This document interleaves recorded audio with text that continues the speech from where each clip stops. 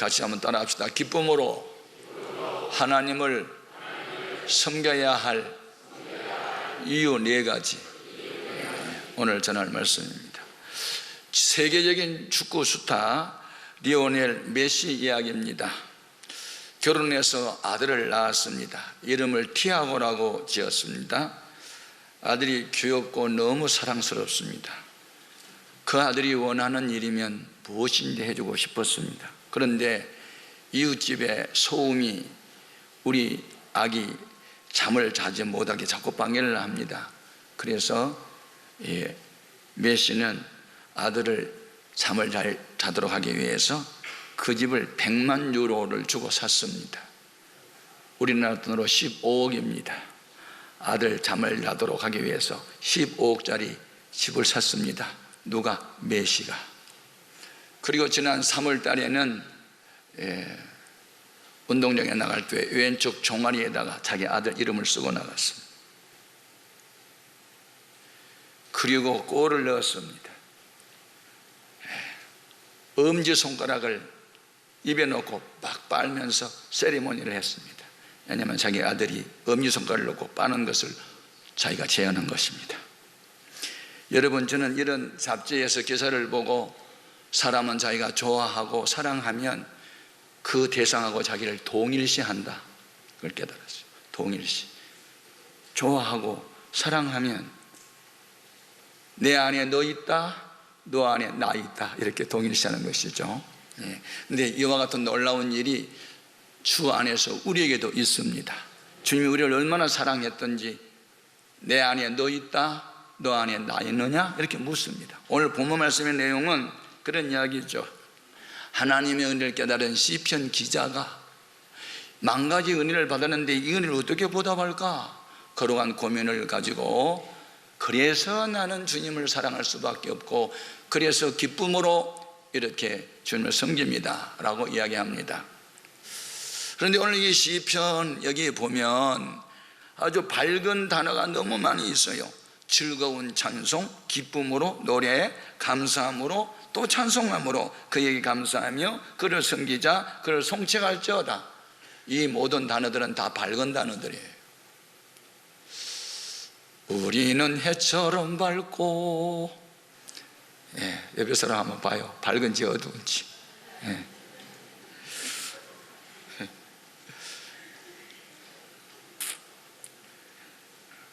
자신이 없어서 보지도 않네.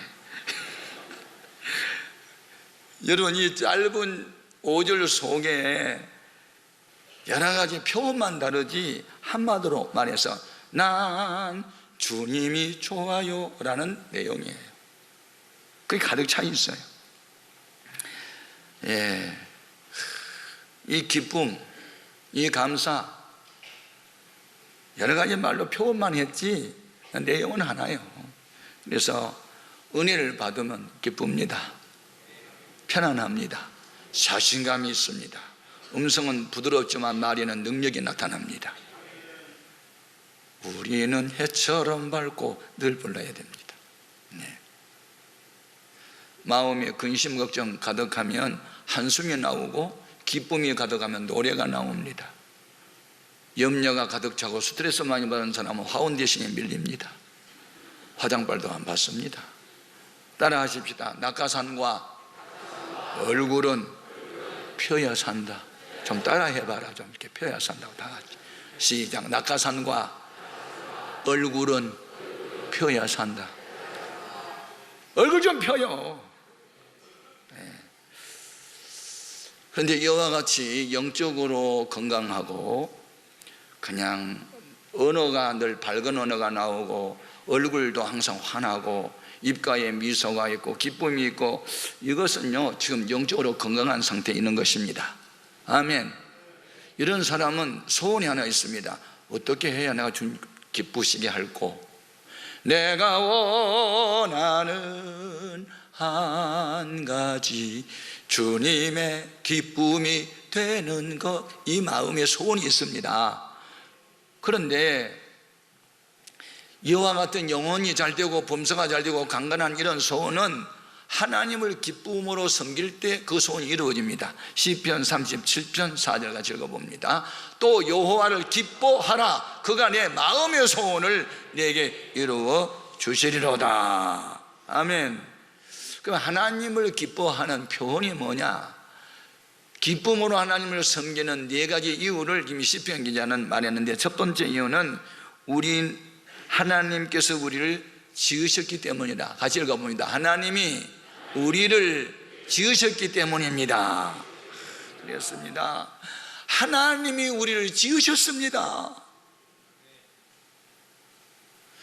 나를 낳아주신 분은 아버지라고 그러죠.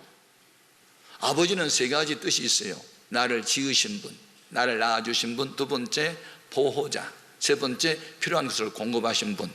그런데 이 세상의 육신의 아버지들은 무지무능해서 자식들이 원하는 것을 충족시키지 못해요.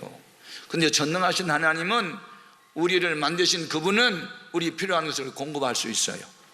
악한 자가 손대지 못하는 우리를 지킬 수 있어요. 그래서 그분이 우리를 지으셨어요.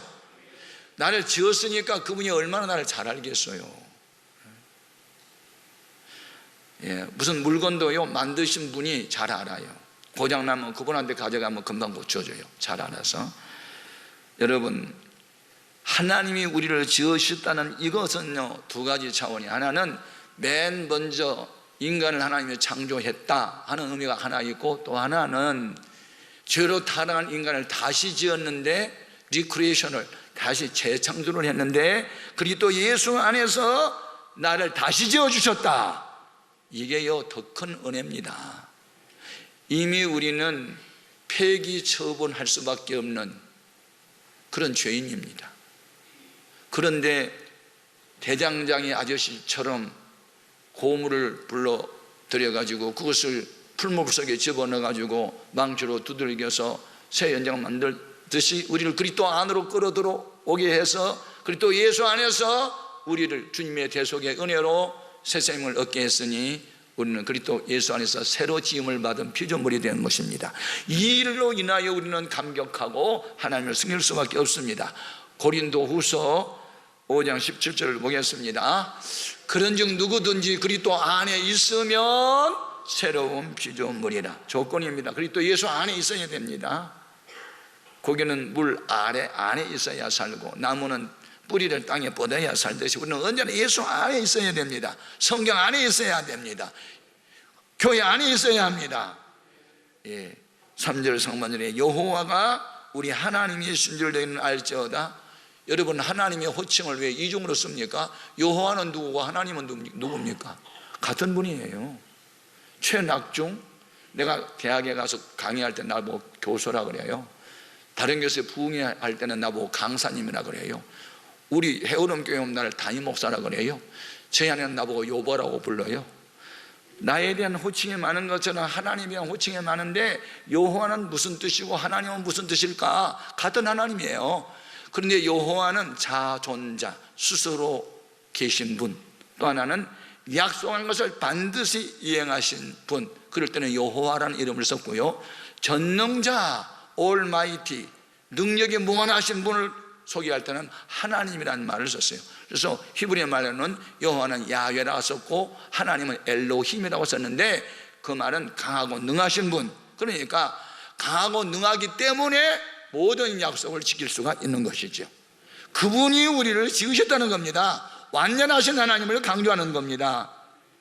여러분, 우리가 가져야 할, 구원을 받기 위해서 가져야 할 가장 중요한 지식이 두 가지인데, 하나는 하나님은 어떤 분인가, 그리고 나는 누구인가. 손자병법이여 저걸 알고 나를 알면 백전백성한 나는데, 우리 크리스찬들은 주님을 알고 나를 알면 다 아는 것이고 성인생활을 할 수 있습니다. 아멘. 우리가 믿는 그분은 여호와시고 하나님이십니다. 어떤 데는 삼중으로 소개합니다. 주, 여호와, 하나님. 주가 붙은 것은 생명의 주, 역사의 주, 모든 것의 주인 되신 분, 그분을 여러분 바로 알면 나를 알 수 있습니다. 그분이 나를 지으셨다는 겁니다. 그분이 우리를 지었기 때문에 각각 다릅니다. 공장에서 기계에 찍혀 나온 공산품은 똑같습니다. 색깔도 모양도 값도. 근데 우리는 하나님이 빚어 만들었기 때문에 70억 인구가 다 다릅니다. 지문도 동공도 음성도 피부 색깔도. 그래서 우리는 하나님의 수공예품이기 때문에 부르는 게 값입니다. 아멘 안 할 거냐? 집에 가서 아멘 할래? 여기서 하세요. 아멘. 그래서 예수를 믿으면 회복된 게 뭐냐면 자존감입니다. 자존감. 나는 대단한 존재다. 나는 귀하다. 세상 사람들이 나를 평가절하해도 주님은 나를 사랑한다. 메시가 자기 아들 사랑한 것보다 우리 주님이 우리 사랑함이 더 강하고 능합니다. 아멘. 이걸 깨달을 때 우리가 기쁨으로 하나님 섬길 수 있습니다. 나의 나된 것은 하나님의 은혜라는 것을 깨달을 때 이 은혜를 무엇으로 보답할고, 두 번째, 어떤 사람이 기쁨으로 하나님을 섬길 수 있는가? 우리는 하나님의 소유이기 때문입니다. 아멘. 여러분, 우리를 십자가로 대속하신 것은 값을 주고 사서 하나님의 소유로 삼아주셨습니다. 아멘. 우리는 그의 것이요, 그랬죠? 그의 것. 의라는 것은 소유격을 강조하는 것입니다. 여러분, 외국에는 서양 사람들은 처녀가 시집을 가면 자기 성을 없애고 남편 성을 따릅니다. 제클린이라고 하는 여자가 케네디하고 살 때는 케네디라는 이름을 따요. 그리고 오나시스라고 하는 사람한테 시집을 가니까 또 오나시스라는 이름을 붙이고 그 이름을 나중에 붙여요. 이것은 기독교 문화에서 오는 겁니다. 우리가 예수님을 신랑으로 모시는 순간 나는 이제부터 주님께 속한 사람입니다. 아멘. 예. 너는 내 것이야, 이렇게 말씀한 것이죠. 저 페르시아의 아하스로 왕이 그 에스더라고 하는 유대인 여자를 아내로 맞이합니다. 그 아내가 너무 사랑스러워 보입니다. 그대의 소원이 무엇이뇨? 나라의 절반이라도 주겠다고 그럽니다. 그때 에스더가 무엇을 요청합니까? 하만이라고 하는 국무총리가 유태인은 12월 13일 하루 만에 다 몰살시키고 재산을 몰수하겠다고 하는 엄청난 이 계획을 세우고 있는 것을 왕이 폭로를 합니다. 내 민족을 내게 주소서. 누가 유태 민족을 죽이려고 했느냐? 국무총리 하만입니다. 그러자 이 아하스웨로 왕이 자기 사람 에스더의 요청을 듣고 하만을 처형시키고 유다 백성을 위기에서 구원해 줍니다. 여러분, 우리는 누구를 믿냐면 만왕의 왕이신 예수님을 믿습니다. 그분이 우리를 지명하여 불러서 택해 주었습니다. 이게 놀라운 비밀이죠. 수많은 사람들 가운데 하나님의 나를 지명해서 택했다. 개인적으로 택한 거예요. 집단으로 택한 게 아니에요. 이사야 43장 1절 같이 읽어봅니다. 야곱아, 너를 창조하신 여호와께서 지금 말씀하시느니라. 이스라엘아, 너를 지으신 이가 말씀하시느니라. 너는 두려워하지 말라. 내가 너를 구속하였고 내가 너를 지명하여 불러나니 너는 내 것이라. 여러분, 주님이 지명하여 불러서 주님의 소유를 삼은 그 순간부터 우리를 그분이 책임져 줍니다. 어떻게 책임져줍니까? 우리가 물속에 빠질 때도 건져주시고 불 같은 시험이 올지라도 그래서 우리를 건져주십니다. 왜냐하면 주님의 사람이 됐기 때문에.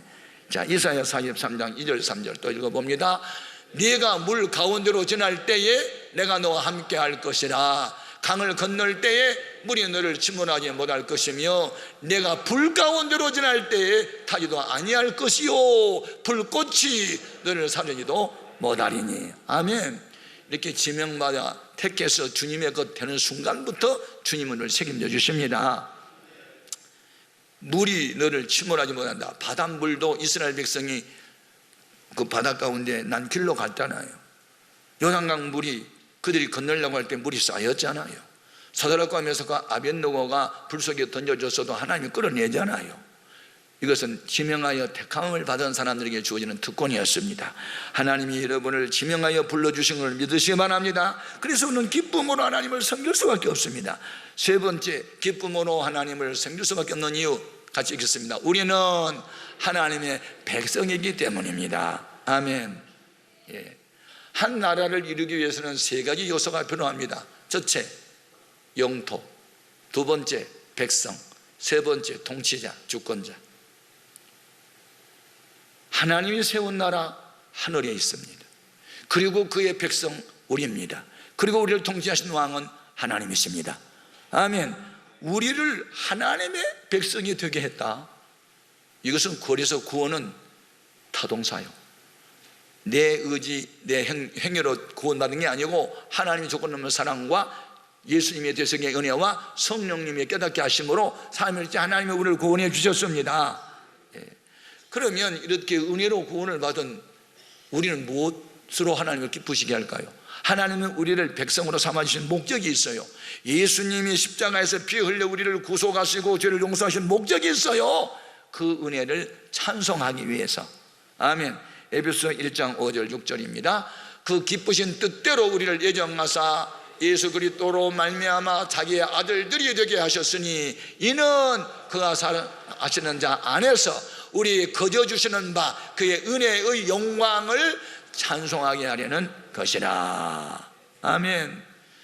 그래서 여러분, 은혜를 받으면 찬송이 나옵니다. 마음이 기쁘면 노래가 나옵니다. 어떻게 우리가 찬양해야 할까요?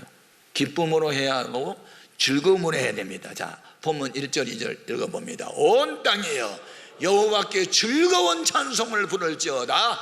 기쁨으로 여호와를 섬기며 노래하면서 그의 앞에 나아갈지어다. 기쁨으로 노래하세요. 즐거움으로 노래하세요. 사도 바울이 하나님의 은혜를 깨닫고 하는 신앙 고백이 있습니다. 만 가지 은혜를 받았으니 내가 이 은혜를 무엇으로 보답할꼬?